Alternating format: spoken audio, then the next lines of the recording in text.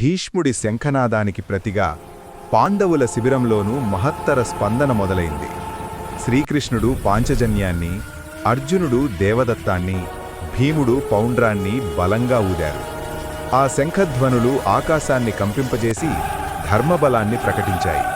పాండవసేనలో ధైర్యం ఒప్పొంగి యుద్ధానికి సిద్ధత మరింత స్పష్టమైంది. పాండవులు ఊదిన శంఖనాదాలు యుద్ధభూమి అంతటా మారుమ్రోగాయి. ఆ ధ్వనులో భూమిని, ఆకాశాన్ని కంపింపజేసి యుద్ధం అనివార్యమని ప్రకటించాయి. ధర్మబలంతో నిండిన ఆ శబ్దం కౌరవుల హృదయాల్లో సందేహం, ఆందోళనను నింపింది. క్షణాల్లోనే యుద్ధం మొదలు కానున్నదనే భావన అందరి మనసుల్లో స్పష్టమైంది. కృష్ణుడు, అర్జునుడు, భీముడు ఊదిన శంఖనాదాల తర్వాత యుద్ధభూమి ఇంకా ప్రతిధ్వనిస్తూనే ఉంది.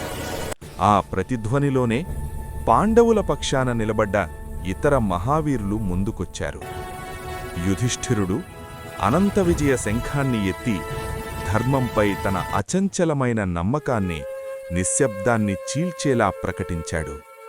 నకులుడు, సహదేవుడు కూడా తమ శంఖనాదాలతో ఆ స్వరానికి తోడయ్యారు.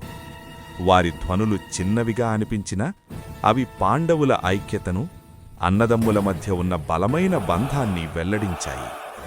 ప్రతి శంఖనాదం ఒక స్వరం. అన్ని స్వరాలు కలిసినప్పుడు అది ధర్మబలంగా మారింది. ఇది కేవలం యుద్ధానికి పిలుపు కాదు, ఇది ధర్మం పక్షాన నిలబడిన వారి ఐక్య స్వరం. అన్ని శంఖనాదాలు కలిసిన ఆ మహాధ్వని భూమిని, ఆకాశాన్ని ఒకే క్షణంలో వణికించింది. ఆ శబ్దం గాలిలో మాత్రమే కాదు, కౌరవ సేనలోని హృదయాల్లో కూడా అలజడిని రేపింది. అదే సమయంలో పాండవసేన మధ్యలో ఉన్న రథంపై నిలబడ్డ అర్జునుడు శాంతంగా కృష్ణుని వైపు చూశాడు. తన ముందున్న సేనలను పరిశీలిస్తూ అర్జునుడి మనసులో ఒక అంతర్ముఖమైన ప్రశ్న పుట్టింది. ఇది కేవలం విజయం కోసం జరిగే యుద్ధమా, లేదా తాను ఎదుర్కొనబోతున్నది తన సొంత బంధాలేనా?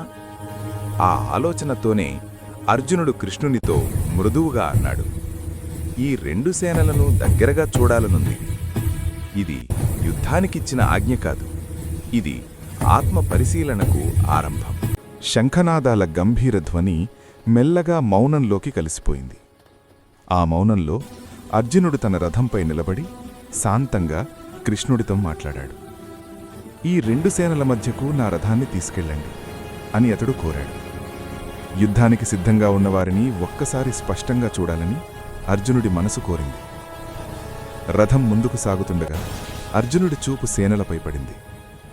అక్కడ అతడు చూసింది శత్రువులను కాదు, తన గురువులను, తన బంధువులను, తన స్నేహితులను.